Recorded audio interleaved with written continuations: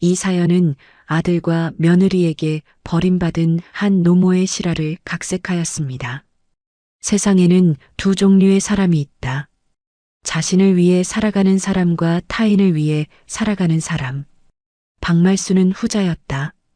30년이 넘는 세월 동안 압구정 아파트에서 남편과 아들을 위해 헌신하며 살아온 그녀의 삶은 평범했지만 행복했다. 남편이 회사에 나가고 아들 정우가 학교에 가면 말수는 홀로 남아 집안일을 하고 저녁 식사를 준비했다. 그것이 그녀의 일상이었고 그런 일상이 그녀를 지탱해 주었습니다. 여보, 오늘은 김치찌개 해놨어요. 피곤해 보이네. 말수는 늘 남편의 얼굴빛을 살폈다. 그게 부부의 정이라고 생각했으니까. 퇴근 후 식탁에 앉은 남편의 이마에 잡힌 주름이 오늘따라 깊어 보였다. 회사에서 있었던 일을 말해주지 않아도 그녀는 알았죠. 남편의 어깨를 가만히 쓸어내리며 말수는 미소를 지었다. 괜찮아요. 조금 쉬면 나아질 거예요. 그렇게 서로를 의지하며 살아온 세월이 쌓이고 쌓여 30년이 흘렀다. 아들 정우는 대학을 졸업하고 취직을 했고 결혼도 했다. 사랑하는 손자 민수까지 생겼습니다. 말순의 인생은 평탄하게 흘러가는 듯했다. 그러나 인생은 언제나 예고 없이 찾아오는 법. 남편의 갑작스러운 심장마비는 말순의 세상을 송두리째 흔들어 놓았다. 장례를 치르고 나서도 한동안 말수는 매일 아침 두 사람 몫의 밥을 차렸다. 식탁에 앉아 남편의 빈자리를 바라보며 밥을 먹는 날이 계속되었다. 텅 빈 집안에 말순의 한숨만이 가득했죠. 그러던 어느 날 아들 정우가 갑자기 찾아왔다. 평소와 달리 정우의 눈빛에는 무언가 심상치 않은 기색이 서려 있었다. 어머니, 혼자 지내시기 너무 힘드시죠? 저희가 어머니 집에 들어와서 같이 살면 어떨까요? 정우의 말에 말수는 잠시 놀랐다. 그동안 아들은 바쁘다는 핑계로 자주 찾아오지도 않았는데 갑자기 함께 살자니. 엄마 집이 압구정이라 교통도 편하고 민수 학원도 다니기 좋을 것 같아요. 윤미도 같은 생각이에요. 말수는 잠시 생각에 잠겼다. 사실 남편이 떠난 후 혼자 지내는 것이 무척 외로웠다. 아들 가족과 함께 산다면 적적한 시간도 줄어들 테고 손자 민수도 매일 볼 수 있을 테니 나쁘지 않을 것 같았다. 그래도 될까? 너희 생활에 방해될까봐 걱정이 되는구나. 어머니, 무슨 말씀이세요? 엄마 혼자 계시는 게 더 걱정됩니다. 이제 저희가 모셔야죠. 정우의 말에 말수는 마음이 따뜻해졌다. 비록 남편은 떠났지만 아직 자신에게는 아들이 있었다. 말수는 고개를 끄덕였다. 그럼 그렇게 하자. 너희가 와서 같이 살면 나도 덜 외롭겠구나. 정우의 얼굴에 안도의 미소가 번졌다. 그리고 말순이 알아채지 못한 사이 정우와 윤미는 의미심장한 눈빛을 교환했다. 정우는 서둘러 말순의 방을 정리하고 자신들의 짐을 옮기기 시작했다. 정우 가족이 이사온 첫날 저녁 윤미는 말순을 위해 특별히 소고기 미역국을 끓였다. 어머니, 앞으로 잘 부탁드립니다. 맛있게 드세요. 고맙구나, 윤미야. 식탁에 둘러앉은 가족들의 모습을 보며 말순은 다시 행복을 느꼈다. 손자 민수가 제잘제잘 이야기하는 소리, 정우와 윤미가 대화하는 모습, 모든 것이 평화로웠다. 이대로 계속된다면 얼마나 좋을까? 말수는 마음속으로 기도했습니다. 하지만 행복은 오래가지 않았다. 첫 일주일이 지나자 서서히 변화가 느껴졌다. 아침에 일어나면 정우는 출근하기 바쁘고 윤미는 민수를 유치원에 보낼 준비를 했다. 말수는 자연스럽게 아침 식사를 준비하고 설거지를 했다. 윤미가 민수를 데리고 나가면 집안일을 했다. 집 청소, 빨래, 저녁 식사 준비까지. 처음에는 자신이 할 수 있는 일을 하는 것이 당연하다고 생각했죠. 어느 날 저녁 정우가 회사 동료들과 술을 마시고 늦게 들어왔을 때였다. 말수는 걱정되어 정우가 돌아올 때까지 잠들지 못하고 기다렸다. 현관문이 열리고 정우가 휘청거리며 들어오자 말수는 물을 따라 주었다. 많이 마셨구나. 물 마시고 들어가서 쉬어. 어머니, 아직 안 주무셨어요? 정우의 얼굴이 술 기운에 붉게 달아올라 있었다. 그때 정우의 휴대폰이 울렸다. 회사 동료인 듯 했다. 그래. 윤미한테 말했지. 다 계획대로 돼가고 있어. 그래, 압구정 아파트. 장기적으로 보면 이득이지. 어머니도 계속 모시는 거고. 말수는 우연히 들려온 아들의 통화 내용에 귀가 번쩍 뜨였다. 압구정 아파트라는 말에 가슴이 철렁 내려앉았다. 정우는 말순이 듣고 있다는 것을 눈치채고 급히 전화를 끊었다. 무슨 이야기하는 거니? 아니에요. 회사 일이에요. 어머니, 이제 주무세요. 정우는 서둘러 방으로 들어갔다. 말수는 그 자리에 얼어붙은 듯 서 있었다. 정우의 말 한마디가 머릿속을 맴돌았다. 압구정 아파트. 장기적으로 보면 이득. 혹시 자신을 진정으로 걱정해서가 아니라 이 아파트를 노리고 함께 살자고 한 것일까? 말순의 마음에 작은 의심의 씨앗이 뿌려졌다. 다음 날 아침 말순은 정우의 통화 내용이 마음에 걸렸지만 선뜻 물어볼 수 없었다. 혹시 자신이 오해한 것일 수도 있다고 생각했다. 아들을 의심하는 것 자체가 죄스러웠다. 말수는 평소처럼 아침 식사를 준비했다. 정우와 윤미는 바쁘게 출근 준비를 하고 있었습니다. 어머니, 오늘 민수 유치원 데려다 주실 수 있죠? 제가 오늘 중요한 미팅이 있어서요. 윤미의 말에 말수는 고개를 끄덕였다. 손자를 돌보는 것은 기쁜 일이었다. 민수는 할머니 손을 잡고 유치원으로 향했다. 할머니, 오늘 유치원에서 그림 그리기 할 거예요. 할머니도 그림 그려줄래요? 민수의 천진난만한 웃음에 말순의 마음도 환해졌다. 그래, 설령 정우와 윤미가 자신의 아파트를 탐내고 있다 해도 손자 민수만큼은 진심으로 자신을 좋아하는 것 같았다. 유치원에 민수를 데려다주고 집으로 돌아오는 길 말수는 문득 남편 생각이 났습니다. 여보, 내가 잘하고 있는 걸까요? 당신이 없으니 모든 결정이 두렵네요.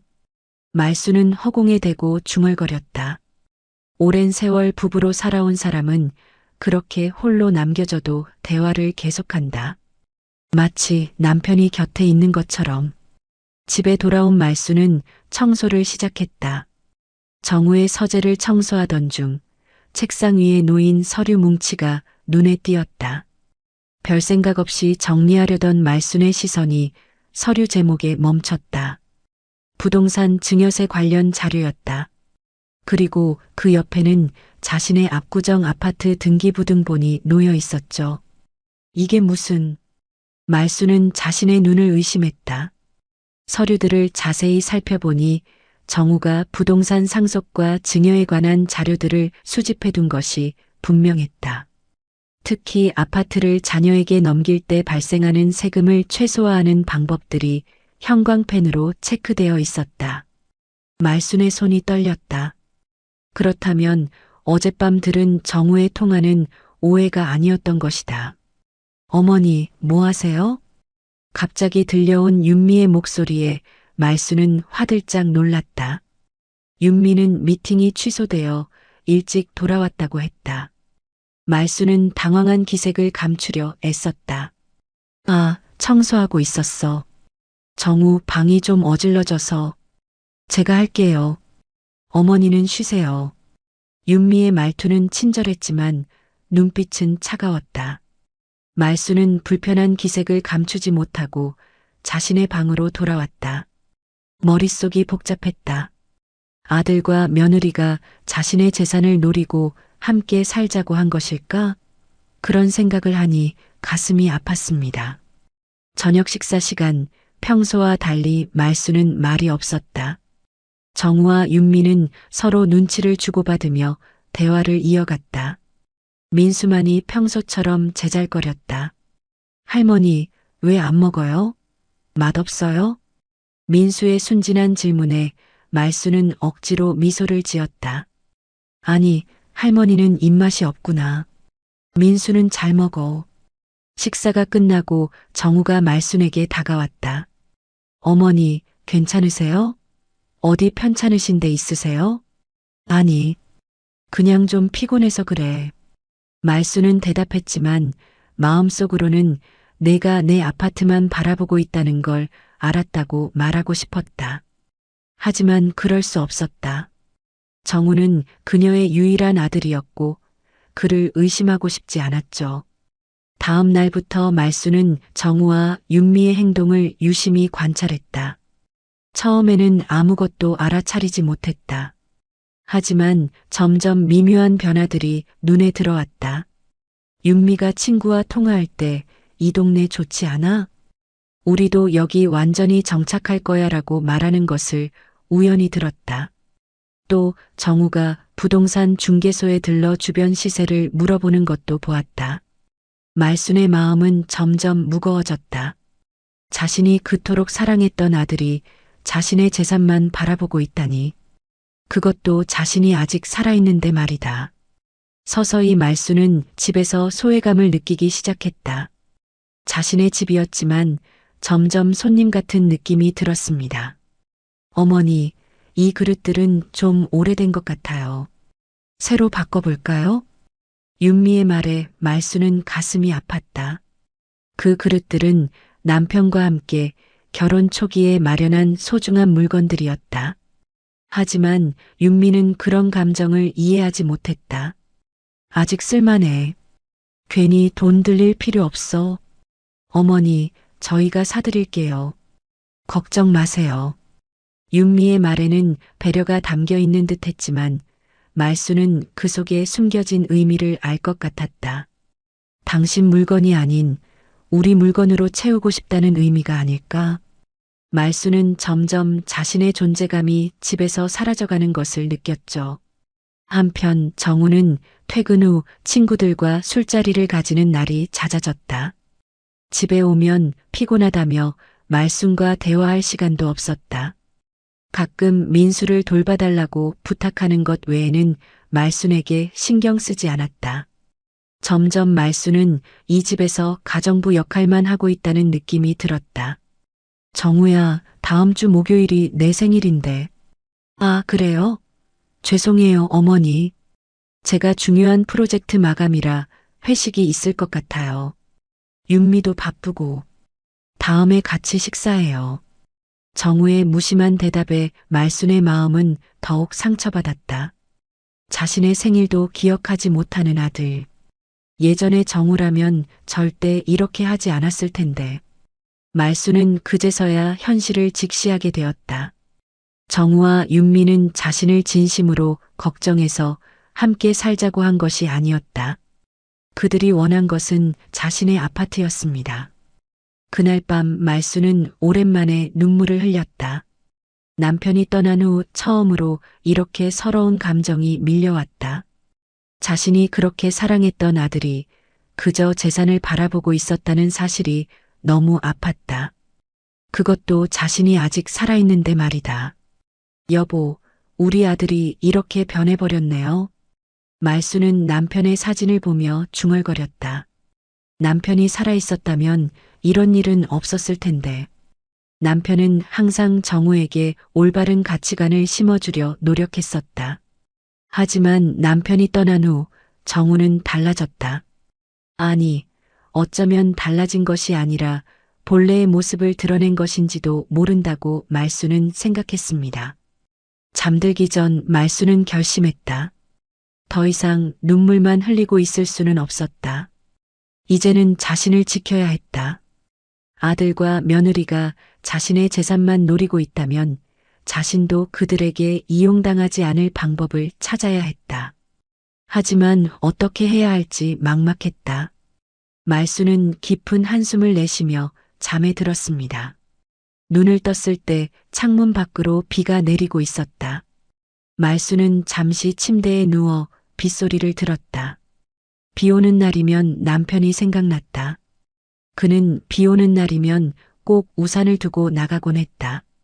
말순이 우산을 들고 뒤쫓아가면 멋쩍게 웃던 모습이 선명했습니다.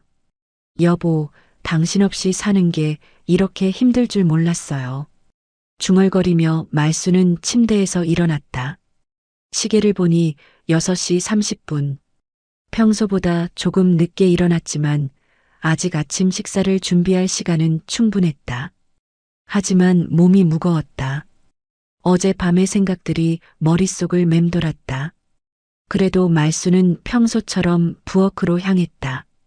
아무리 마음이 아파도 일상은 계속되어야 했으니까요. 식사 준비를 마치고 정우와 윤미가 나타날 때까지 기다렸다. 하지만 예상과 달리 둘은 각자 방에서 나와 급하게 샌드위치를 집어들었다. 어머니, 오늘은 일찍 나가봐야 해서 준비해 주신 거 못 먹을 것 같아요. 죄송해요. 윤미의 말에 말수는 고개를 끄덕였다. 정우도 바쁘게 넥타이를 매며 현관으로 향했다. 어머니, 오늘 저녁에 중요한 손님이 올 거예요. 혹시 집에 계실 수 있으세요? 민수 봐주셔야 할 것 같아요. 정우의 말에 말수는 다시 고개를 끄덕였다. 아들과 며느리가 급하게 집을 나서고 말수는 혼자 남겨졌다. 식탁에 앉아 자신이 준비한 음식을 바라보며 말수는 문득 공허함을 느꼈습니다. 자신이 이 집에서 어떤 존재인지 점점 더 명확해지는 느낌이었다. 그날 오후 말수는 갑자기 복부에 통증을 느꼈다. 처음에는 소화가 안 된 것이라 생각했지만 시간이 지날수록 통증은 심해졌다. 결국 참지 못하고 윤미에게 전화를 걸었다. 윤미야, 나 배가 너무 아파. 병원에 좀 데려다 줄 수 있겠니? 전화기 너머로 윤미의 머뭇거리는 목소리가 들렸다. 어머니, 제가 지금 중요한 미팅 중이라서 정우에게 전화해 보세요. 말수는 정우에게 전화를 걸었지만 그도 회의 중이라 받지 못했다. 결국 말수는 혼자 택시를 타고 병원으로 향했다. 병원 응급실에 도착해서야 정우가 전화를 걸어왔습니다. 어머니, 괜찮으세요? 지금 어디세요? 병원에 왔어. 의사가 검사를 해봐야 한다고 하네. 어디 병원이세요? 제가 가볼게요. 말수는 병원 이름을 알려주었다. 하지만 정우는 2시간이 지나서야 병원에 도착했다. 그때는 이미 말순이 검사를 마치고 입원 수속을 밟고 있을 때였죠. 어머니, 무슨 일이에요? 의사가 뭐라고 하던가요? 정우의 목소리에는 걱정보다는 당혹감이 더 묻어 있었다. 말수는 담담하게 대답했다. 위에 이상이 있대. 정밀 검사를 해봐야 한다고 하네. 입원을 해야 해요? 그래, 의사가 그러더라. 며칠 검사하면서 지내야 할 것 같아. 정우의 표정이 어두워졌다. 말수는 그가 자신의 건강을 걱정하는 것이 아니라 다른 생각을 하고 있다는 것을 직감했다. 아마도 자신이 병원에 있으면 민수를 돌볼 사람이 없어 곤란하다고 생각하는 것 같았습니다. 제가 윤미한테 연락할게요. 오늘 저녁 손님이 오기로 했는데. 정우의 말에 말수는 가슴이 아팠다. 자신의 건강보다 저녁 약속이 더 중요한 아들. 하지만 말수는 아무 말도 하지 않았다. 그저 고개를 끄덕일 뿐이었죠. 병실에 혼자 남겨진 말수는 창밖을 바라보았다. 여전히 비가 내리고 있었다. 주변 병상에는 가족들이 함께 있는 환자들이 많았다. 딸이 어머니 머리를 빗겨주는 모습, 아들이 아버지에게 과일을 깎아주는 모습, 말수는 문득 자신이 얼마나 외로운지 깨달았다. 다음 날 아침 의사가 검사 결과를 들고 병실에 들어왔다. 정우는 출근했다며 오지 않았고 윤미도 민수를 유치원에 데려다주고 온다고 했지만 아직 오지 않은 상태였습니다. 박말수님 검사 결과가 나왔습니다. 위에 종양이 발견됐습니다. 의사의 말에 말수는 순간 숨이 멈추는 것 같았다. 종양이요? 그게 암인가요?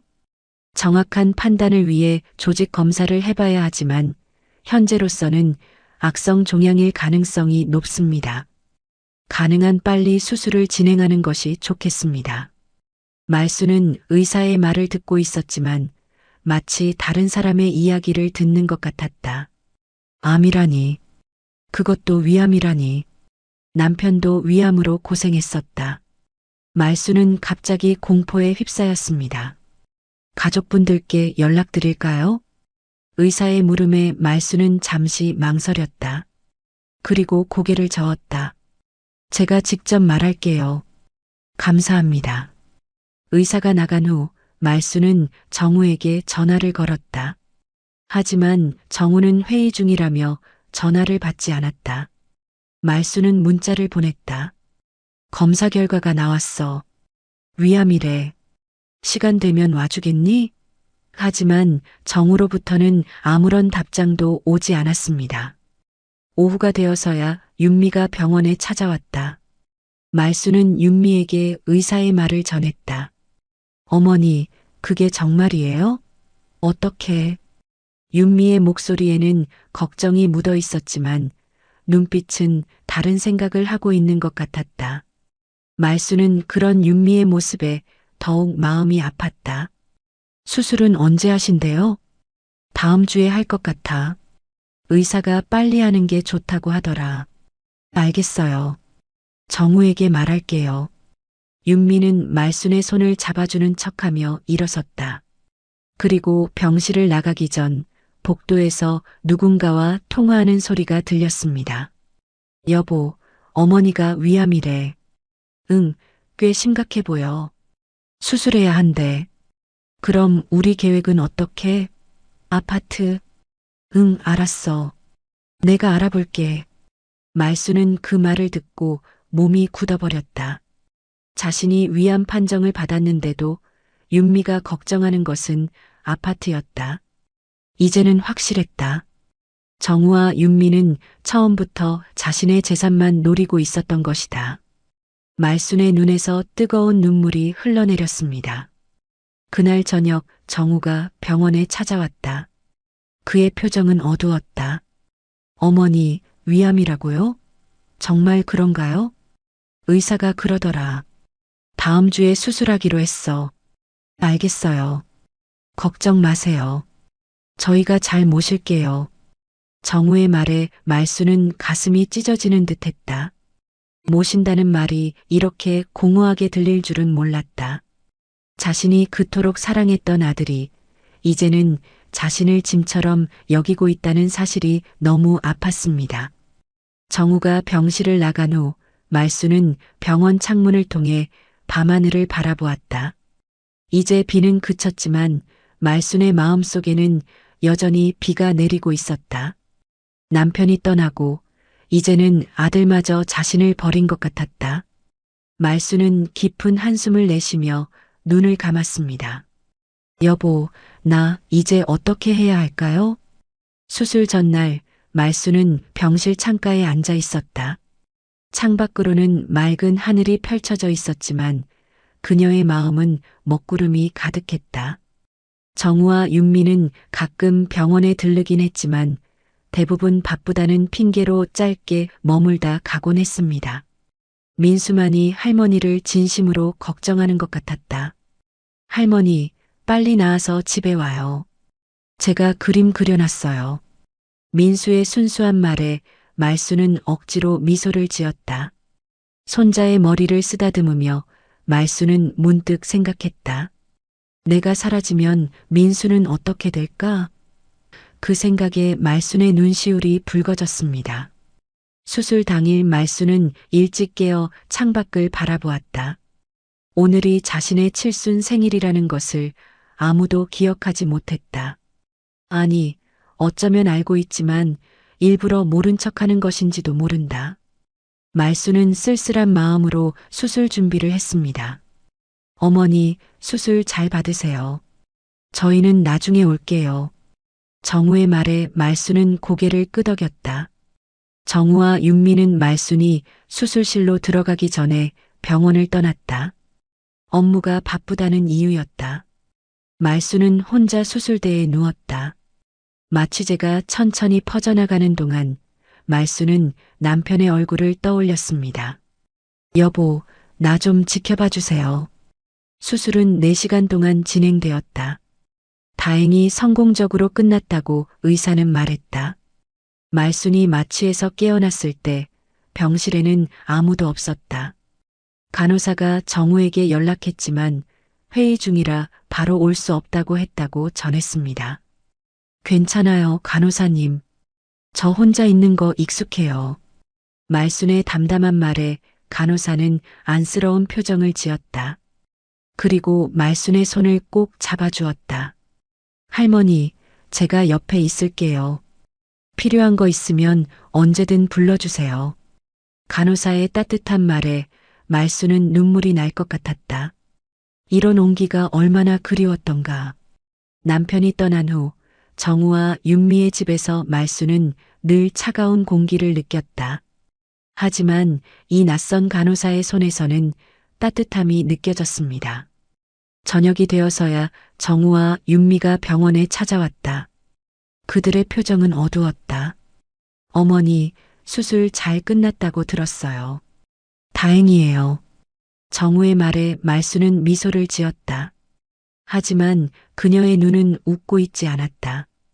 고마워, 정우야. 잠시 침묵이 흘렀다.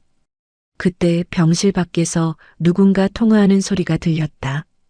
윤미의 목소리였습니다. 응, 어머니 수술 잘 끝났어. 네, 근데 우리 계획에 차질이 생겼어. 의사가 그러는데 한 달은 병원에 있어야 한대. 그래, 요양원에 대해 알아봤는데 좋은 데가 있더라고. 어머니가 퇴원하시면 거기로 모시는 게 어떨까 싶어. 집에서 모시기는 힘들 것 같고, 노인네가 자꾸 아프면 우리 생활에도 지장 있잖아. 말수는 그 말을 듣고 심장이 멎는 것 같았다. 요양원이라니. 자신을 집에서 내쫓으려는 것이었다. 더욱이 노인네라고 부르는 윤미의 말투에서 경멸이 느껴졌다. 말수는 눈을 감았다. 눈물이 흘러내리는 것을 정우에게 보이고 싶지 않았습니다. 어머니, 저희는 이제 가봐야 해요. 내일 다시 올게요. 정우의 말에 말수는 고개를 끄덕였다. 그들이 떠난 후 말수는 오열했다. 자신이 그토록 사랑했던 아들이 자신을 노인네라 부르며 요양원에 보내려 한다니. 이것이 현실이라고 믿기 힘들었다. 말수는 이제야 깨달았다. 정우와 윤미는 처음부터 자신의 재산만 노리고 있었던 것이다. 함께 살자던 제안도 걱정하는 척하던 모습도 모두 거짓이었습니다. 다음 날 말수는 의사에게 자신의 상태를 물었다. 선생님, 제가 얼마나 더 살 수 있을까요? 의사는 잠시 망설이다 대답했다. 다행히 조기에 발견되어 수술이 성공적이었습니다. 항암 치료를 잘 받으시면 완치될 가능성이 높습니다. 말수는 그 말을 듣고 고개를 끄덕였다. 그리고 문득 결심했다. 더 이상 정우와 윤미에게 휘둘리지 않겠다고. 자신의 남은 인생은 자신이 주인이 되어 살아가겠다고. 말수는 간호사에게 전화기를 빌려 오랜 친구인 김순자에게 전화를 걸었습니다. 순자야, 나 말순이야. 도움이 필요해. 말수는 친구에게 자신의 상황을 설명했다. 순자는 말순의 이야기를 듣고 크게 분노했다. 그런 못된 자식이 어딨어. 말순아, 내가 도와줄게. 걱정하지 마. 순자의 따뜻한 말에 말수는 눈물을 흘렸다. 오랜 세월 서로를 지켜본 친구의 정이 이렇게 따뜻할 줄 몰랐다. 말수는 순자에게 부탁했다. 안동에 있는 작은 집을 알아봐 달라고. 고향으로 돌아가 남은 여생을 보내고 싶다고. 순자는 흔쾌히 수락했습니다. 알았어, 말순아. 내가 안동에 좋은 집 알아볼게. 넌 건강이나 빨리 회복해. 통화를 마친 말순은 처음으로 마음이 가벼워지는 것을 느꼈다. 이제 새로운 계획이 생겼다. 더 이상 정우와 윤미에게 의존하지 않고 자신의 삶을 스스로 개척해 나갈 것이다. 말순은 그날부터 회복에 집중했습니다. 한 주가 지나고 정우와 윤미는 병원에 찾아왔다. 그들의 표정은 어색했다. 어머니, 좋은 소식이 있어요. 정우의 말에 말순은 고개를 들었다. 다음 달부터 윤미와 제가 해외여행을 가게 됐어요. 회사에서 주는 포상휴가예요. 그래, 축하한다. 말순은 담담하게 대답했다. 정우는 계속해서 말을 이었다. 한 달 정도 여행할 예정인데 혹시 어머니가 집에서 강아지 좀 봐주실 수 있을까요? 다른 사람에게 맡기기는 좀 그래서. 말순은 그 말을 듣고 고개를 끄덕였다. 그러나 마음속으로는 비웃고 있었다. 자신이 위암 수술을 받고 회복 중인데 강아지를 돌봐달라니. 그것도 자신의 칠순 생일을 무시한 채 해외여행을 떠난다니. 말순은 이제 확실히 알았다. 정우와 윤미에게 자신은 그저 이용할 수 있는 대상일 뿐이라는 것을. 더 이상 속지 않겠다고 말순은 마음먹었습니다. 그래, 걱정 말고 다녀와라. 내가 잘 돌볼게. 정우와 윤미는 안도의 표정을 지었다.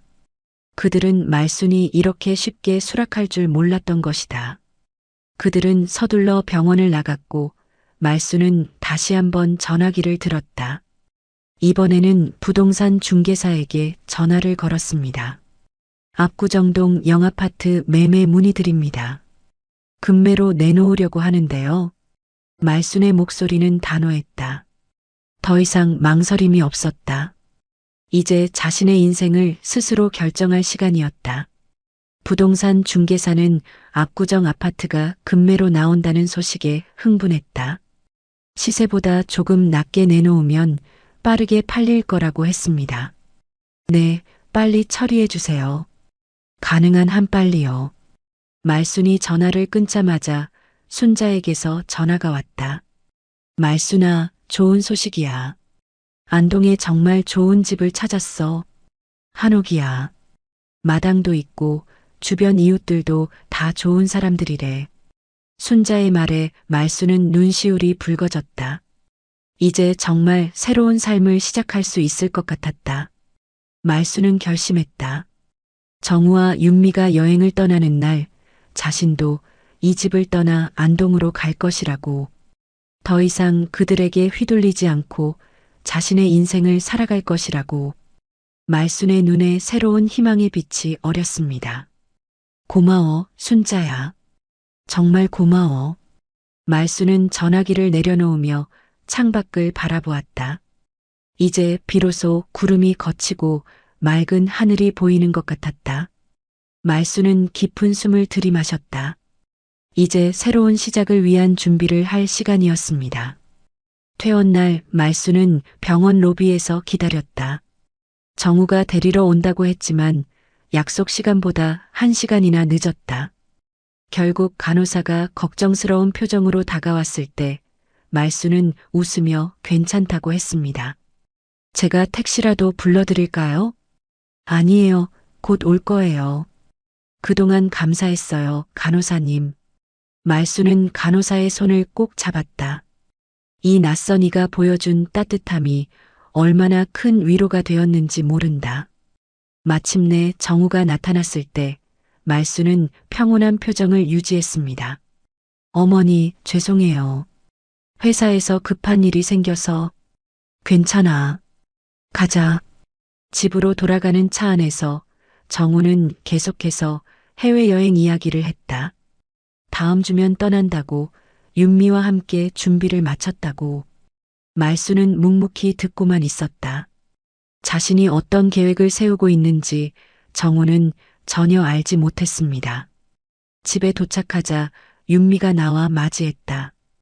그녀의 표정은 어색했지만 억지로 미소를 지었다. 어머니, 오셨어요? 방은 제가 깨끗이 정리해놨어요. 말수는 고개를 끄덕였다. 집 안으로 들어서자 모든 것이 낯설게 느껴졌다. 이곳이 자신의 아파트였지만 이제는 마치 남의 집에 온 것 같은 기분이었다. 말수는 자신의 방으로 들어가 짐을 풀었습니다. 다음 날부터 말수는 자신의 계획을 차근차근 실행에 옮겼다. 정우와 윤미가 출근한 사이 말수는 자신의 중요한 물건들을 정리했다. 남편과의 추억이 담긴 사진첩, 오래 간직해온 편지들, 그리고 몇 가지 귀중품들, 모두 작은 가방에 담아두었습니다. 그리고 매일 오후 말수는 민수를 유치원에서 데려오며 특별한 시간을 보냈다. 어쩌면 이것이 손자와의 마지막 시간이 될지도 모른다는 생각에 말수는 더욱 정성을 다했다. 할머니, 이거 할머니 주려고 그렸어요. 민수가 그린 그림을 받아들며 말수는 눈물을 참았다. 그림 속에는 할머니와 민수가 손을 잡고 있었다. 사랑해요, 할머니라는 글씨가 삐뚤빼뚤 쓰여 있었습니다. 고마워, 민수야. 할머니는 민수를 정말 사랑해. 말수는 민수를 꼭 안아주었다. 아마도 정우와 윤미는 말순이 사라진 후 민수에게 나쁜 이야기를 할 것이다. 할머니가 갑자기 떠났다고, 할머니가 나쁜 사람이라고. 그 생각에 말순의 마음이 무거워졌지만 어쩔 수 없었습니다. 자신의 인생을 되찾기 위해서는 이별도 감수해야 했다. 한편 부동산 중개사로부터 좋은 소식이 왔다. 압구정 아파트가 시세보다 조금 낮게 나온 덕분에 빠르게 매수자가 나타났다고 했다. 계약은 다음 주에 진행하기로 했다. 마침 정우와 윤미가 여행을 떠나는 날이었습니다. 어머니, 다음 주 월요일에 저희가 출국해요. 강아지는 아침, 점심, 저녁으로 사료 주시면 돼요. 산책은 하루에 2번만 시켜주세요. 윤미의 말에 말수는 고개를 끄덕였다. 속으로는 웃음이 나왔다. 그들이 여행을 떠나는 날 자신도 이곳을 떠날 것이다. 그것도 영원히. 걱정 말고 다녀와. 강아지 잘 돌볼게. 정우와 윤미는 안심한 듯했다. 그들은 말순이 이렇게 순순히 따를 줄 몰랐던 것이다. 평소 같으면 투덜거렸을 텐데 오히려 편안하게 수락하니 의아했을 것이다. 하지만 그들은 그저 자신들의 계획이 순조롭게 진행된다고 생각할 뿐이었습니다. 여행 전날 저녁 정우와 윤미는 바쁘게 짐을 챙겼다. 말수는 평소처럼 저녁을 준비했다. 마지막 식사라고 생각하니 더욱 정성을 들였다. 테이블에 음식을 차리면서 말수는 문득 지난 세월을 돌아보았다. 남편과 함께한 시간들, 정우가 자랄 때의 추억들, 모든 것이 꿈처럼 지나갔습니다. 어머니, 이렇게 맛있는 음식을 준비해 주셨네요. 감사합니다. 윤미의 말에 말수는 미소를 지었다. 그녀의 가식적인 친절함이 이제는 더 이상 상처로 다가오지 않았다. 이제 모든 것을 내려놓을 준비가 되어 있었으니까. 민수야, 할머니가 해준 음식 맛있니? 네, 할머니. 제일 맛있어요. 민수의 순수한 반응에 말수는 따뜻한 미소를 지었다. 적어도 민수만큼은 진심으로 자신을 사랑해주는 것 같았다. 말수는 민수의 머리를 쓰다듬으며 마음속으로 작별 인사를 했습니다. 정우야, 윤미야. 여행 잘 다녀와. 조심하고. 네, 어머니. 걱정 마세요. 한 달 후면 돌아올 거예요. 정우의 말에 말수는 고개를 끄덕였다. 하지만 그들이 돌아왔을 때 이 집은 이미 다른 사람의 것이 되어 있을 것이다. 그리고 자신은 이미 안동에서 새 삶을 시작하고 있을 것이다. 생각만 해도 통쾌했습니다. 다음 날 아침 정우와 윤미는 서둘러 짐을 챙겼다. 말수는 현관에서 그들을 배웅했다. 어머니, 저희 가요. 한 달 후에 봐요. 그래, 조심히 다녀와. 정우와 윤미가 떠나자마자 말수는 행동에 나섰다. 미리 준비해둔 가방을 꺼내고 마지막으로 집안을 둘러보았다. 30년 넘게 살아온 이 집을 떠난다는 것이 쉬운 일은 아니었지만 이제 새로운 시작을 위한 결단이 필요했습니다. 말수는 민수의 방에 들어가 그의 침대에 작은 선물을 두었다. 자신이 직접 뜬 목도리였다. 그리고 작은 편지도 함께 두었다. 민수야, 할머니가 많이 사랑해. 언제나 건강하고 착한 아이로 자라렴. 편지를 쓰며 말순의 눈에서는 눈물이 흘러내렸다. 하지만 빨리 닦아냈다. 더 이상 눈물을 흘릴 시간이 없었습니다. 말순은 강아지에게도 사료와 물을 충분히 채워주었다. 그리고 마지막으로 자신의 방을 정리했다. 남편의 사진을 가방에 넣으며 말순은 중얼거렸다. 여보, 이제 새로운 시작을 하려고 해요. 지켜봐 주세요. 약속 시간이 되자 부동산 중개사가 도착했다. 매수자와 함께였다. 말수는 차분하게 계약서에 서명했다. 그리고 집 열쇠를 넘겨주었습니다. 축하드립니다. 이제 이 집은 새 주인의 것입니다. 중개사의 말에 말수는 고개를 끄덕였다. 가슴 한편으로는 아련한 마음이 들었지만 동시에 해방감도 느껴졌다.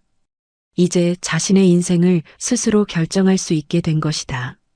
중개사가 말순에게 매매 대금이 입금된 통장을 건넸다. 생각보다 많은 금액이었다. 이 돈이면 안동에서 새 삶을 시작하고 남은 여생을 여유롭게 보낼 수 있을 것이다. 말순은 통장을 꼭 쥐었습니다. 택시 불러드릴까요? 네, 감사합니다. 말수는 마지막으로 집안을 둘러보았다. 남편과 함께 가꾸어온 집, 정우를 키워온 집, 모든 추억이 이 벽에 스며들어 있었다. 하지만 이제는 떠날 시간이었다. 말수는 깊은 숨을 내쉬고 현관문을 나섰습니다. 택시를 타고 서울역으로 향하는 동안 말수는 창밖을 바라보았다. 30년 넘게 살아온 서울의 풍경이 눈앞을 스쳐 지나갔다.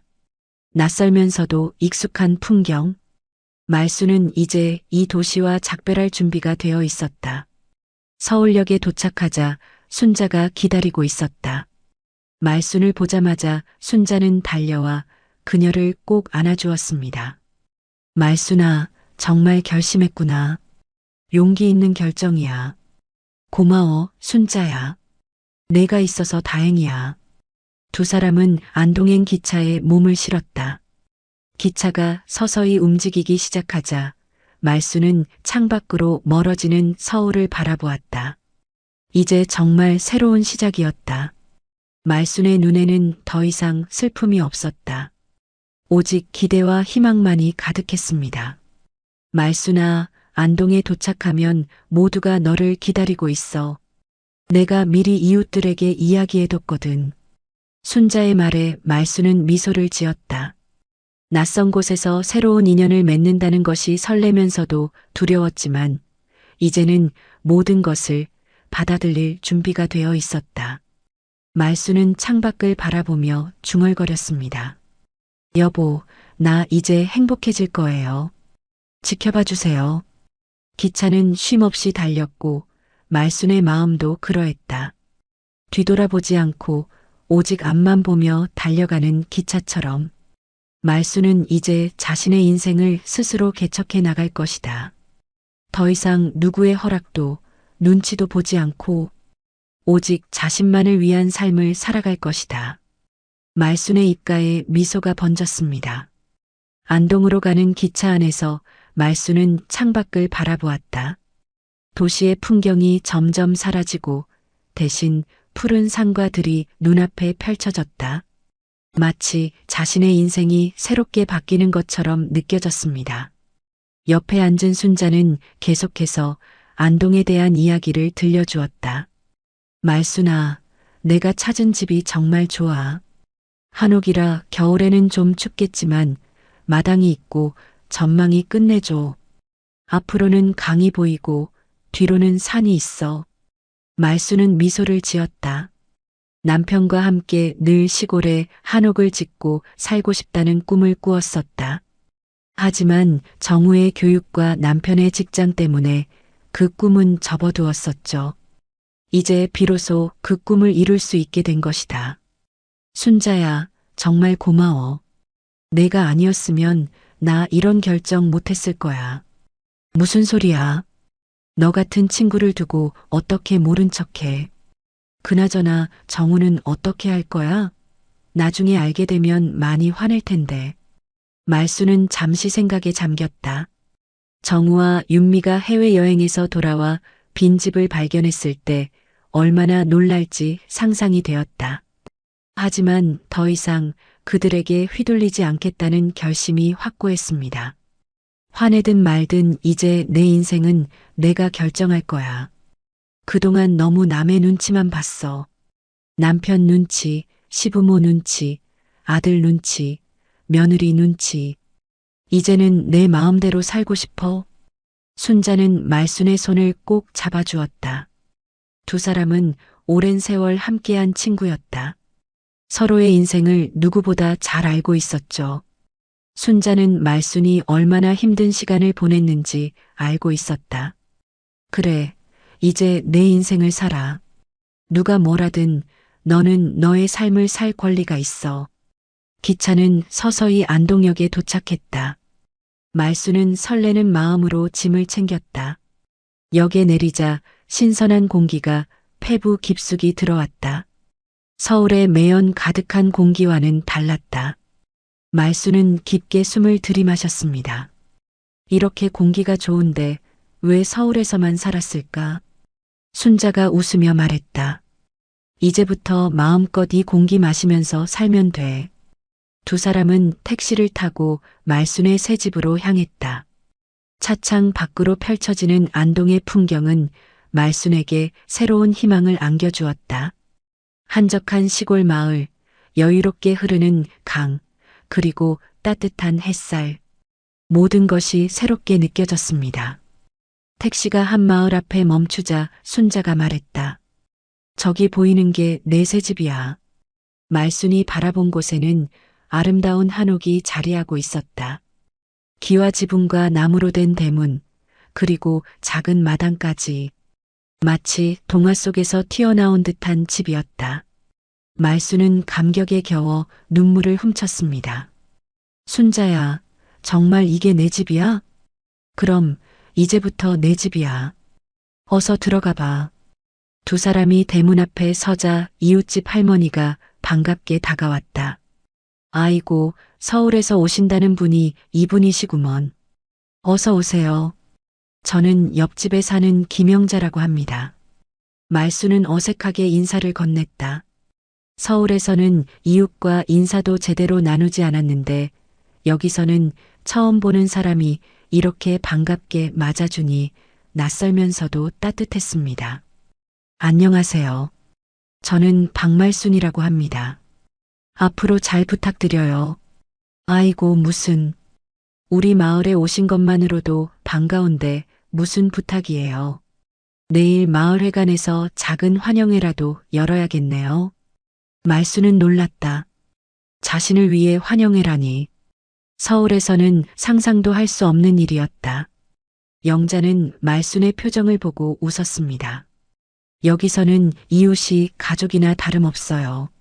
서로 돕고 의지하면서 살아가죠.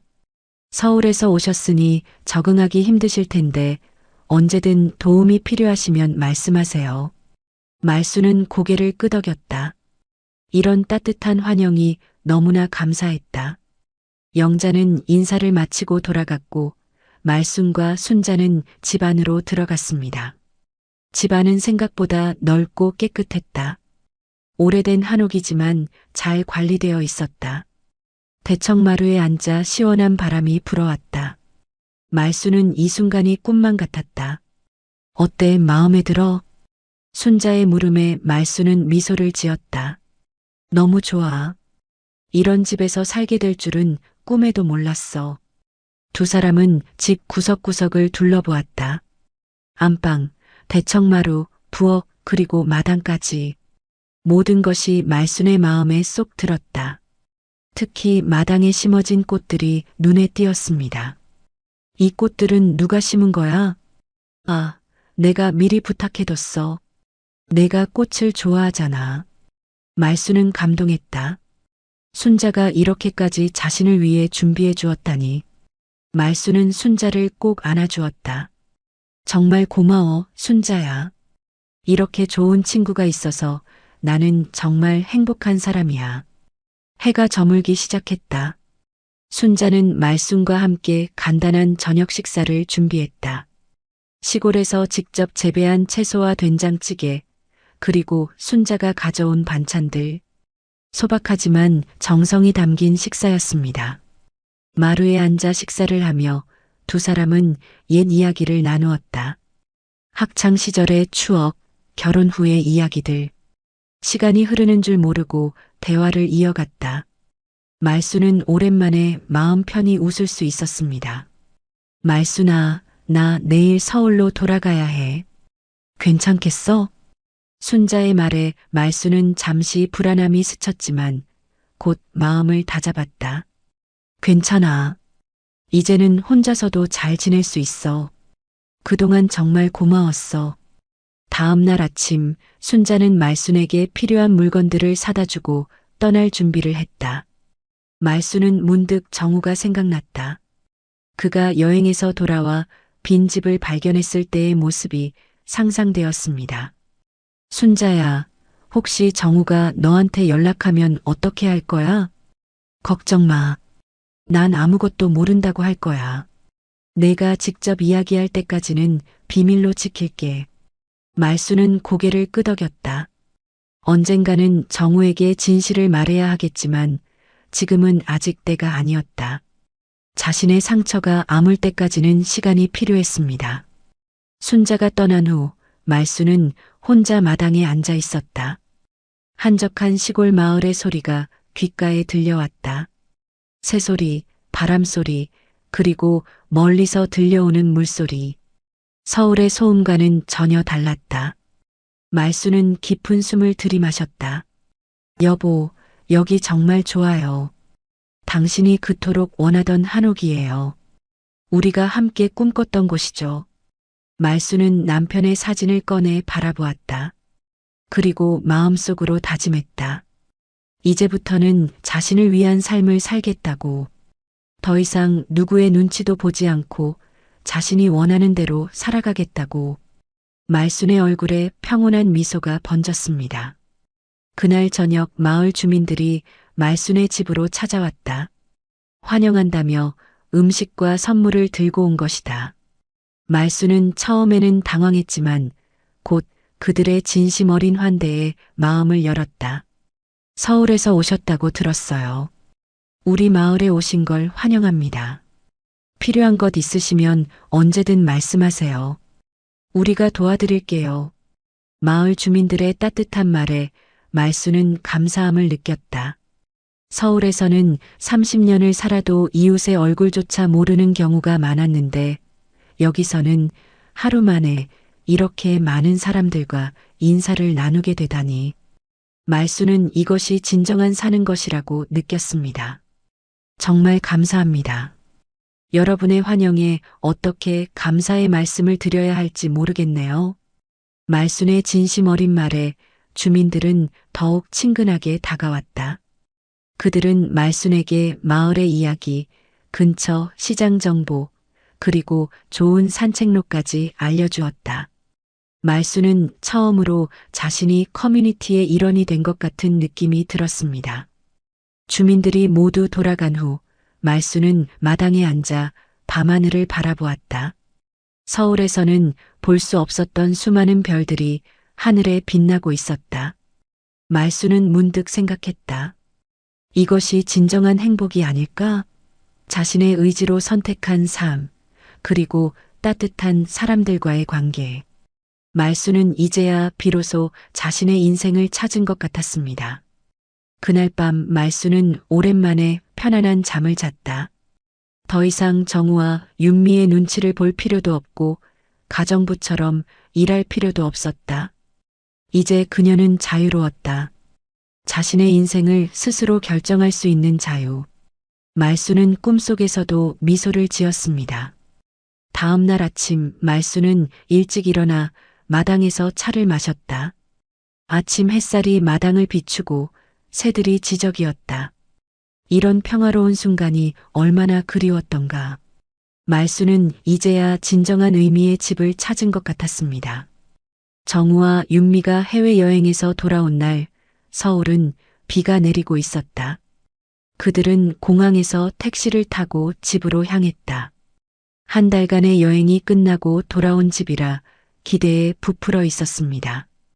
여보, 어머니가 강아지 잘 돌봐주셨을까? 걱정이네. 윤미의 말에 정우는 고개를 끄덕였다. 잘 돌봐주셨을 거야. 어머니는 책임감이 강하신 분이잖아. 택시가 아파트 앞에 도착했다. 두 사람은 짐을 들고 서둘러 엘리베이터에 올랐다. 그리고 현관문 앞에 도착해 비밀번호를 눌렀지만 문은 열리지 않았습니다. 왜 이러지? 비밀번호가 바뀌었나?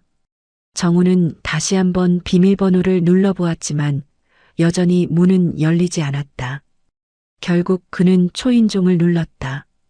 어머니가 문을 열어줄 것이라 생각했지만 아무런 반응이 없었다. 정우는 불안해지기 시작했습니다. 어머니, 어머니 계세요? 아무리 불러도 대답이 없자 정우는 관리실에 전화를 걸었다. 관리인이 마스터키를 가지고 올라왔지만 그도 문을 열 수 없었다. 죄송합니다만 이 집 새 주인이 열쇠를 바꿨다고 하네요. 새 주인이요? 무슨 말씀이세요? 관리인은 당황한 표정으로 대답했다. 한 달 전쯤에 이 집이 매매되었다고 들었습니다. 새 주인이 아직 입주하지 않아서 저도 잘 모르겠네요. 정우와 윤미는 충격에 빠졌다. 집이 팔렸다니 그것도 자신들이 여행 중일 때. 정우는 급히 어머니 휴대폰으로 전화를 걸었지만 연결되지 않았습니다. 여보, 어떻게 된 거야? 어머니가 집을 판 거야? 윤미의 목소리에는 공포와 분노가 섞여 있었다. 정우도 혼란스러웠다. 어머니가 왜 갑자기 집을 팔았는지 이해할 수 없었다. 두 사람은 당장 부동산 중개소로 향했습니다. 네, 맞습니다. 박말수님이 직접 오셔서 계약하셨어요. 매매는 한 달 전에 완료되었습니다. 부동산 중개인의 말에 정우는 더욱 충격을 받았다. 어머니가 정말로 집을 판 것이었다. 그것도 자신들이 여행을 떠난 바로 그날. 어머니가 어디로 가셨는지 아세요? 죄송합니다만 그건 알려드릴 수 없습니다. 개인정보라서요. 정우와 윤미는 할 말을 잃었다. 그들은 인근 호텔에 체크인한 후 정우의 친구들에게 연락해 어머니의 행방을 수소문하기 시작했습니다. 하지만 아무도 말순의 행방을 알지 못했다. 여보, 어머니 친구분들은 어때? 혹시 아시는 분 있어? 정우는 머리를 쥐어뜯었다. 잘 모르겠어. 어머니가 평소에 친구분들 얘기를 잘 안 하셔서. 그때 정우는 문득 어머니의 오랜 친구 김순자가 생각났다. 순자는 가끔 집에 놀러 오곤 했었다. 정우는 어머니의 전화번호부를 뒤져 순자의 번호를 찾아 전화를 걸었습니다. 여보세요, 김순자입니다. 안녕하세요, 순자 이모. 저 정우예요, 말순 어머니 아들. 아, 정우구나. 여행 잘 다녀왔니? 순자의 태연한 목소리에 정우는 의아했다. 마치 모든 것을 알고 있는 듯한 느낌이었다. 네. 근데 이모, 혹시 어머니 소식 들으셨어요? 집에 돌아와 보니 어머니가 안 계시고 집도 팔렸더라고요. 순자는 잠시 침묵했다. 그리고 조심스럽게 말을 이었다. 정우야, 내 어머니는 이제 자신의 삶을 살기로 했어. 더 이상 너희에게 의존하지 않고. 정우는 혼란스러웠다. 무슨 말씀이세요? 어머니가 어디 계신지 알려주세요. 미안하지만 그건 말순이가 원치 않아. 내가 어머니를 진심으로 걱정한다면 어머니의 결정을 존중해줘. 정우는 순자의 말에 화가 치밀었다. 이모, 제 어머니가 어디 계신지 알려주세요. 당장요. 그러자 순자의 목소리가 차가워졌다. 정우야, 내가 어머니를 어떻게 대했는지 나는 알아.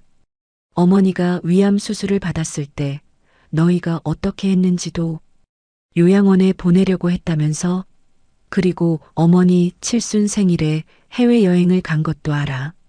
정우는 말문이 막혔다. 어머니가 모든 것을 알고 있었다니.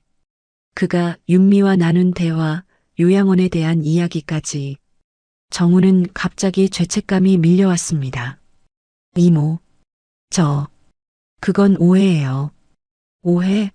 정우야, 어머니가 병원에서 너희 대화를 직접 들으셨대. 저 노인네 그냥 요양원이나 보내자라는 말을. 어머니가 얼마나 상처받았을지 생각해봐. 정우는 할 말을 잃었다.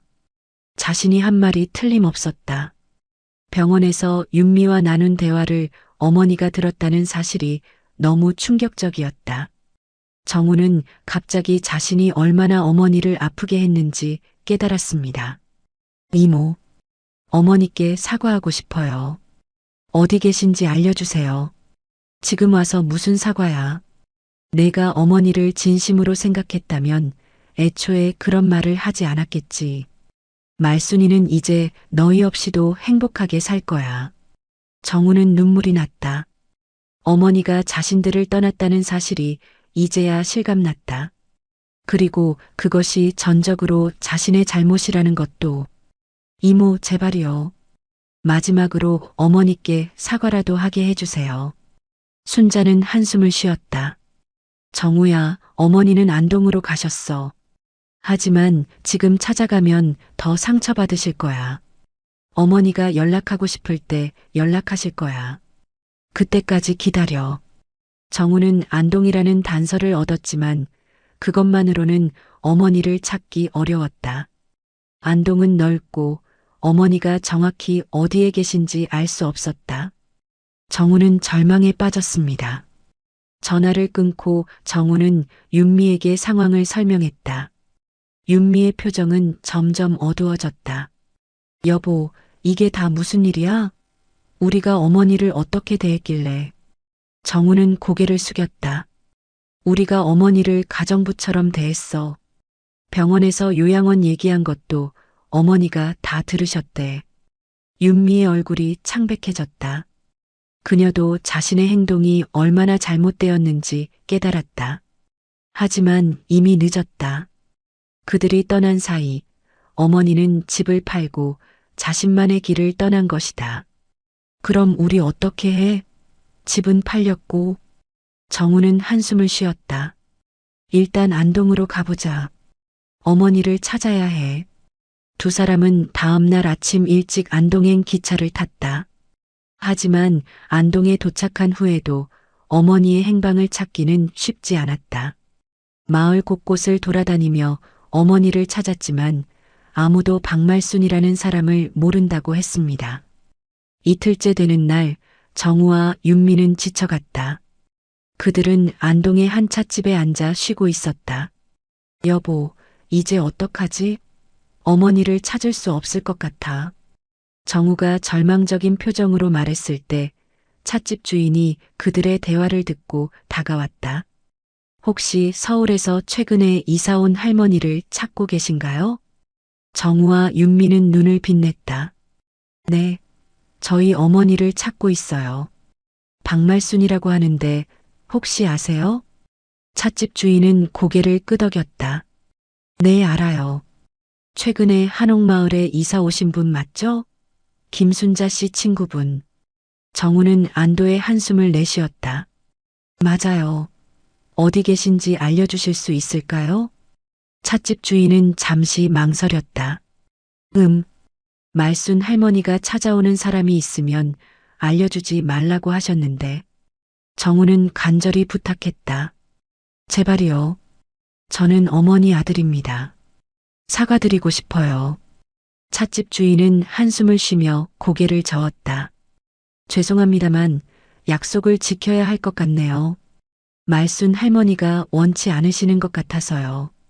정우와 윤미는 실망했지만 포기할 수 없었다. 그들은 한옥마을로 향했다. 그곳에서 어머니를 찾아볼 수 있을 것이라 생각했습니다. 한옥마을에 도착한 두 사람은 집집마다 돌아다니며 어머니를 찾았다. 하지만 모두가 입을 다물고 있었다.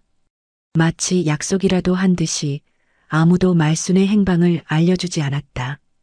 결국 정우와 윤미는 한옥마을 입구에 있는 벤치에 지친 몸을 기댔습니다. 여보, 이제 정말 모르겠어. 어머니가 우리를 완전히 거부하시는 것 같아. 정우의 말에 윤미도 고개를 숙였다. 그때 한 노인이 그들 앞에 나타났다. 혹시 말순이 아들이냐? 정우는 벌떡 일어났다. 네, 제가 정우입니다.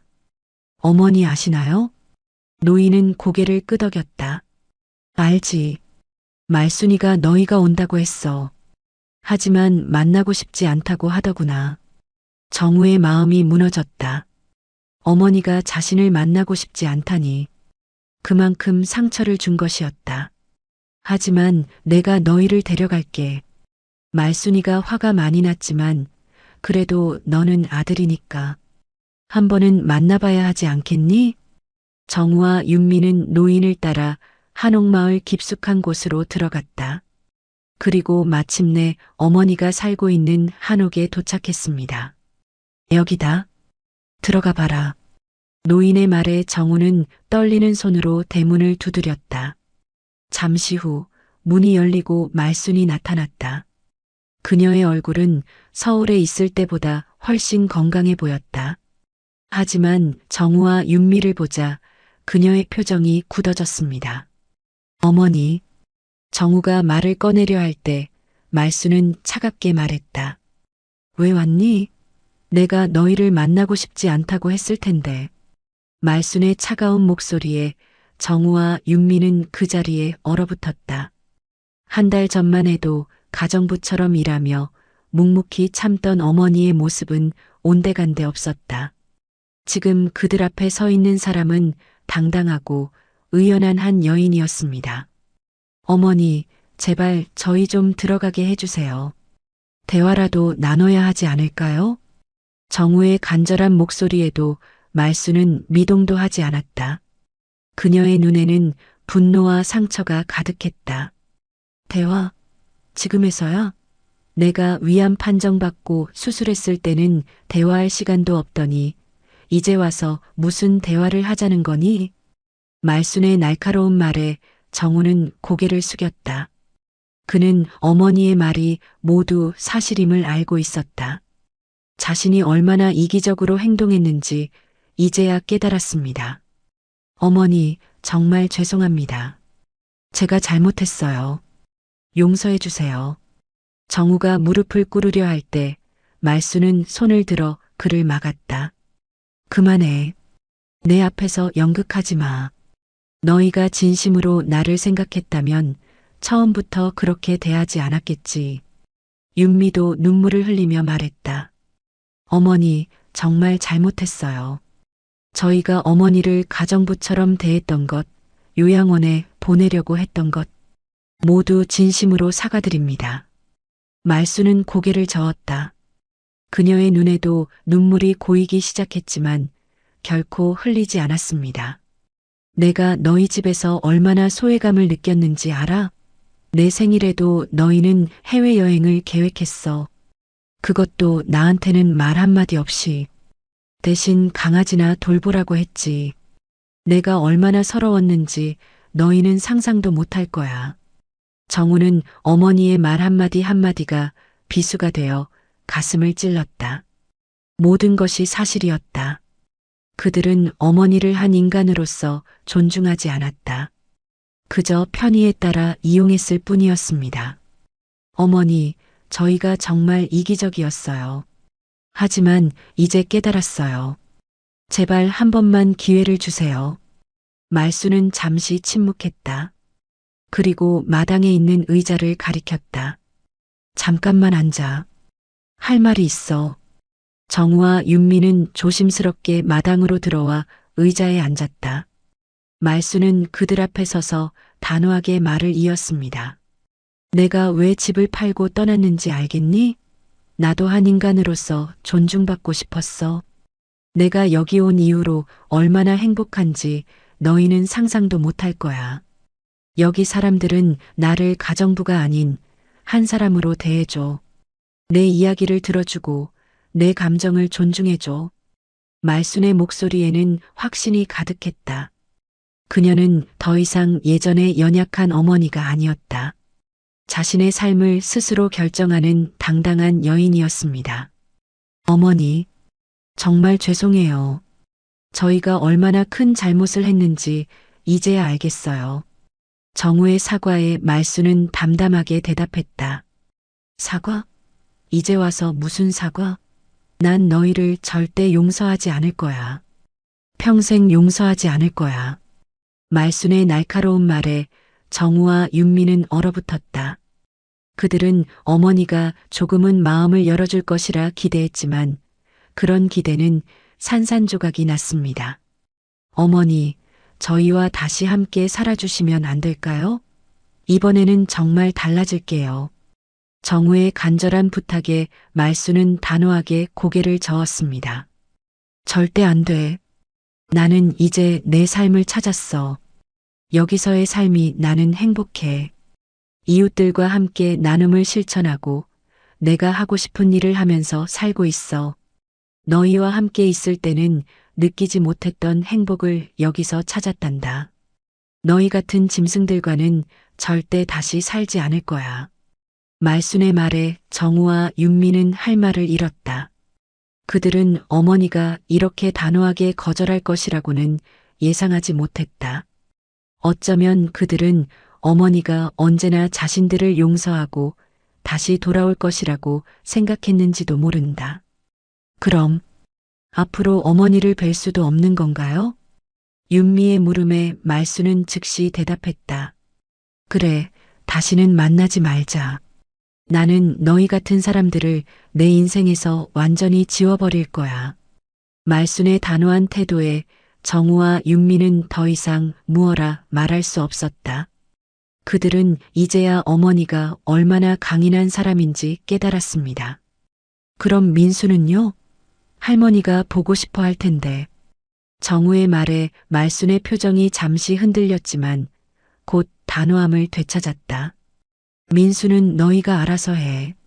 내가 그 아이를 사랑하는 건 사실이지만 너희와 엮이고 싶지 않아. 민수에게는 미안하지만 이건 너희가 만든 상황이야. 내가 아버지로서 어떻게 설명할지 알아서 해. 정우는 충격을 받았다. 어머니가 그토록 사랑하던 손자와의 관계도 단절할 정도로 단호하다니. 말순의 결심이 얼마나 확고한지 이제야 실감했습니다. 어머니, 그리고 한 가지 더.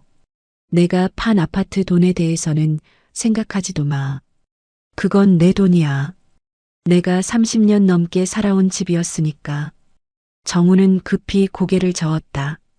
어머니, 저희는 그런 생각 없어요. 정말로요. 어머니가 행복하시다면 그걸로 충분해요. 말수는 그의 말을 믿지 않는 듯 했다. 그녀는 냉소적으로 웃었습니다. 정말? 집에 돌아와 빈집을 보았을 때 제일 먼저 생각한 게 뭐였니? 나를 걱정했니? 아니면 아파트를 걱정했니? 정우는 말문이 막혔다. 사실 집이 팔렸다는 사실에 더 충격을 받은 것이 사실이었다. 그리고 말수는 그것을 정확히 간파하고 있었다. 역시 난 너희를 잘 알아. 처음부터 너희는 내 재산만 바라보고 있었어. 그러니 이제 와서 거짓말하지 마. 말순의 날카로운 지적에 정우와 윤미는 더욱 죄책감에 시달렸다. 그들은 정말로 말순의 재산을 노리고 있었던 것이 사실이었습니다. 짐승 같은 놈들. 갑자기 말순이 소리쳤다. 그녀의 목소리에는 오랫동안 억눌러온 분노가 담겨 있었다. 내가 그렇게 사랑했던 아들이 내가 위암 수술을 받고 있을 때 요양원 얘기를 하다니 내가 얼마나 상처받았는지 알아? 그리고 윤미, 너는 저 노인네라고 불렀지? 내가 얼마나 가슴이 찢어지는 줄 알아? 말순의 눈에서 분노의 불꽃이 타올랐다. 오랫동안 참아왔던 슬픔과 분노가 터져나왔습니다. 어머니, 정우가 다가가려 했지만 말순은 손을 들어 그를 막았다. 더 이상 다가오지 마. 이제 모든 말은 했어. 너희가 어떤 사람들인지 이제 알았으니 다시는 내 앞에 나타나지 마. 난 너희를 영원히 용서하지 않을 거야. 말순의 단호한 태도에 정우와 윤미는 더 이상 어떤 말도 할 수 없었다. 그들은 그저 고개를 숙인 채 서 있었습니다. 이제 당장 내 눈앞에서 사라져. 다시는 나를 찾아오지 마. 내가 죽을 때까지 너희를 용서하지 않을 테니. 말순의 마지막 말에 정우와 윤미는 힘없이 발걸음을 돌렸다. 그들은 마당을 나와 대문 밖으로 나갔다. 말순은 그들이 떠나는 모습을 단호한 표정으로 바라보았습니다. 정우와 윤미가 떠난 후 말순은 마당에 있는 의자에 앉았다. 그리고 하늘을 바라보았다. 구름 한 점 없는 맑은 하늘이었다. 말순은 문득 남편의 사진을 꺼내 바라보았다. 여보, 내가 잘했죠? 그 짐승 같은 놈들을 절대 용서하지 않을 거예요. 이제 나는 나 자신을 위한 삶을 살 거예요. 말순의 눈에서 눈물이 흘렀지만 그것은 슬픔의 눈물이 아니었다. 그것은 자신을 되찾은 해방감의 눈물이었다. 말순은 깊은 숨을 내쉬며 밝게 웃었습니다. 이제 정말 행복해질 거예요, 여보. 내가 원하는 대로 살면서. 말순은 일어나 마당에 핀 꽃들을 바라보았다. 그녀가 직접 심은 꽃들이 아름답게 피어 있었다. 마치 그녀의 새로운 인생처럼. 말순은 이제 진정한 자유를 느꼈다. 더 이상 누구의 눈치도 보지 않고 자신만을 위한 삶을 살 수 있는 자유. 말순의 얼굴에 환한 미소가 번졌습니다. 그날 저녁 이웃들이 말순의 집으로 모여들었다. 그들은 함께 음식을 나누고 이야기를 나누었다. 말순은 그들 사이에서 진정한 소속감을 느꼈다. 이곳에서는 그녀가 단지 노인네가 아닌 존중받는 한 사람으로 대우받았기 때문이다. 말순 씨, 내일 우리 같이 산책 갈까요? 말순 언니, 이 김치 정말 맛있네요. 비법 좀 알려주세요. 이웃들의 따뜻한 말에 말순은 행복한 미소를 지었다. 그녀는 이제 자신의 인생을 되찾았다. 더 이상 아들과 며느리의 노예가 아닌 자신의 삶의 주인으로서 말순은 이제 진정한 행복을 찾았습니다. 여러분, 정말 감사해요. 여러분 덕분에 저는 새 삶을 찾았어요. 말순의 진심 어린 말에 이웃들은 따뜻하게 박수를 쳤다. 그리고 그날 밤 말순은 오랜만에 평온한 마음으로 잠이 들었습니다. 더 이상 슬픔도 분노도 없이 오직 자유와 행복만이 가득한 마음으로.